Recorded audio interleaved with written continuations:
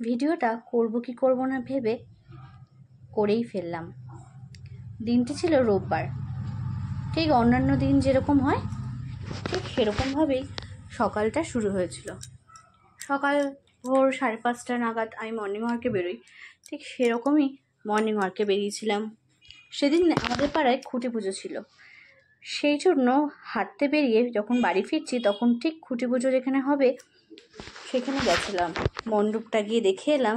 বিকেলবেলা 5টার সময় খুঁটি পুজো হবে বলে ভাবলাম ছেলেকে নিয়ে আসবো, কারণ প্রচুর ভিড় হবে, এখনও একটু আনন্দ করতে শিখেছে, ভালো লাগবে হইচই।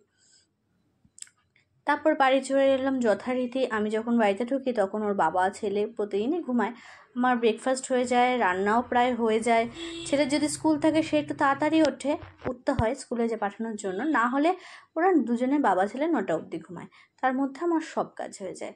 যেহেতু সানডে তাই ওরা ঘুমাচ্ছে, আমি কাজ করে নিয়েছি। তারপর ছেলে ঘুম থেকে উঠলো, তখনও অবধি সব কিছু ঠিকঠাক। ছেলে না আছে কোনো শরীর খারাপ, না আছে কোনো সিমটম, পেট খারাপ, কিচ্ছু ছিল না, নর্মাল, একদম ছিল নর্মাল। দুপুরবেলা একটু হঠাৎ করে গাটা একটু ছ্যাঁকছ্যাঁক করলো বলে প্যারাসিটামল দিলাম। যখন ঘুম থেকে উঠলো ছেলের 102-এর ওপরে জ্বর। এত পরিমাণ জ্বর যে আমরা মাথা ধুয়ে গা ধুয়ে স্নান করিয়ে রীতিমতো স্পঞ্জ করছি, কিছুতেই জ্বর নামাতে পারছি না। প্যারাসিটামল তো 6 ঘন্টা আগে দেওয়া যায় না, সেটাও আমরা ব্রেক করে 5 ঘন্টায় প্যারাসিটামল দিচ্ছি যাতে অন্তত জ্বরটা কন্ট্রোল করতে পারি। কিন্তু কিছুতেই জ্বর কন্ট্রোল করতে পারলাম না। ফটফট করে তখন রাত 9টা বাজে। ইভেন এর মাঝেও আমরা ওর ডক্টরের সাথে ফোন করছি, যেহেতু সানডে ডক্টর ফোনটা ধরলেন না। এটাই হয় যখন আমরা প্রয়োজনে কিছু না পাই, কোনো রকম হেল্প না পাই। যখন 9:30 বা 9:30 বাজে হঠাৎ ওর ফিভারিয়াল কনভাকশন হলো। এই জিনিসটা হচ্ছে যেটাকে আমরা একদম প্রচলিত কথায় তড়কা জ্বর বলে, ঠিক সেটি। এই সময় মা বাবার খুব দিশাহারার মতো অবস্থা হয়, কারণ বাচ্চার চোখ উল্টে যায়। আর এটি আমার দেখা, আমার হাত পা পুরো কাঁপছে। আমি বলতেও হয়তো সেইভাবে পাচ্ছি না, কিন্তু ভাবলাম যে এটার জন্য যদি আমার ভিডিও থেকে যদি কারোর কোনো হেল্প হয় সেই জন্য। তো সেই মুহূর্তে আমাদের হাতের কাছে একটা স্প্রে ছিল, তো স্প্রেটা দিয়ে আমরা ডাক্তারের কাছে নিয়ে গেলাম। ডাক্তারের কাছে নিয়ে যাওয়ার পরে ওখান থেকে ক্যাজুয়াল, কিচ্ছু হয়নি।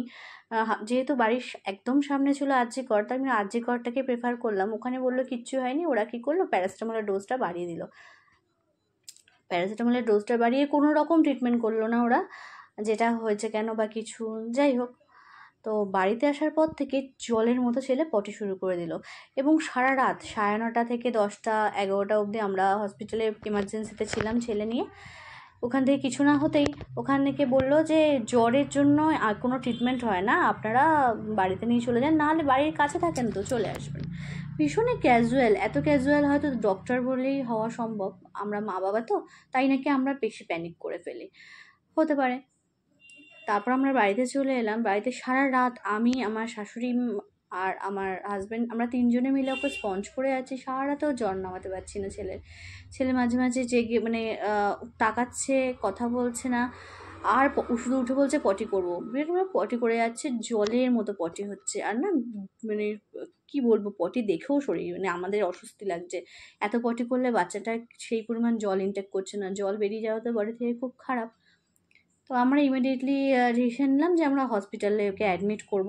আমরা আইসিএইচে গেলাম। ICH institute of child health নামে পরিচিত, পার্ক সার্কাসের এইটা খুব বড় একটা বাচ্চাদের হসপিটাল বলে আমরা এখানেই গেলাম। তো ওখানে গিয়ে ওনারা বললেন যে যেহেতু ওনারা এটা গেস করছেন যেহেতু পেটে ইনফেকশন হতে পারে, তো সেই জন্য জ্বরটা কিছুতেই নামছে না। তো ওনারা সঙ্গে সঙ্গে ট্রিটমেন্ট শুরু করে দিলেন। একদিনের ট্রিটমেন্টে আমার ছেলের পটিও ধরে গেল, আর জ্বরটাও ঠাকুরের কৃপায় আসেনি। তাও আমরা 3 দিন অ্যাডমিট ছিলাম। এই ভিডিওটা আমি যখন আমি কথা বলছি আপনার সাথে, আমি বাড়িতে এসেছি, আমার চোখ মুখের অবস্থা দেখে হয়তো আপনারা বুঝতেই পারছেন আমি হসপিটাল থেকে ফিরে জাস্ট 2 দিন পরে কথাটা বলছি। আর আজকে তো ফ্রাইডে, আমি বৃহস্পতিবার ফিরেছি। ফ্রাইডেতে আমি এই ভিডিওটা করছিলাম, কথাগুলো বলছিলাম, কিন্তু এত সাউন্ড হচ্ছিলো বাইরে, তাই আমি ভয়েস ওভারই দিলাম। যখন বিপদে পড়ে মানুষ, তখন মানুষ চেনা যায় সেটা আমরা সবসময় জানি, আর যখন বিপদে পড়ে তখন এখনকার দিনে ডাক্তারকেও চিনি। আমরা প্রাইভেট ডাক্তার দেখাই যাতে কোনো বিপদে আপদে পড়লে চট করে তাদের সাথে কন্ট্যাক্ট করতে পারি, কিন্তু সানডে বলে যদি ডাক্তারবাবু ছুটিই কাটান, যাতে ফোনটা না ওঠান, তাহলে আমরা কেন প্রাইভেট ডাক্তার দেখাবো এত টাকা খরচা করে? সেটা বুঝলাম না। আমি যেই পরিস্থিতিতে পড়েছি, আমি চাই না আর কোনো মা বাবার সেই পরিস্থিতি হোক।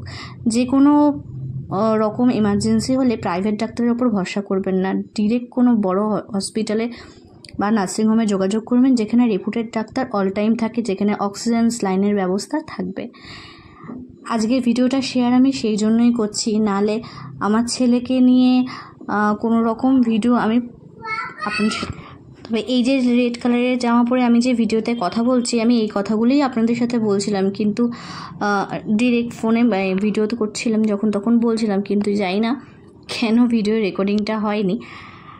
এখন আমার ছেলে ভালো আছে ঠাকুরের কৃপায়, এখন একদম সে ফিট, ঠিক আছে। তাই জন্য আমি এটাও জানালাম যে এখন আমার ছেলে ঠিক আছে, কিন্তু যেই ভয়টা আতঙ্কটা পেয়েছিলাম সেটা থেকে রিকভারি হতে আমাদের আরও কিছু টাইম লাগবে। তাই ভিডিও হয়তো কন্টিনিউ আমি এই সপ্তাহে দিতে পারলাম না। আপনারা সাথে থাকুন, আমার ছেলেকে অনেক বেশি আশীর্বাদ করুন যেন ও সুস্থ হয়ে যায়, ভালো থাকে।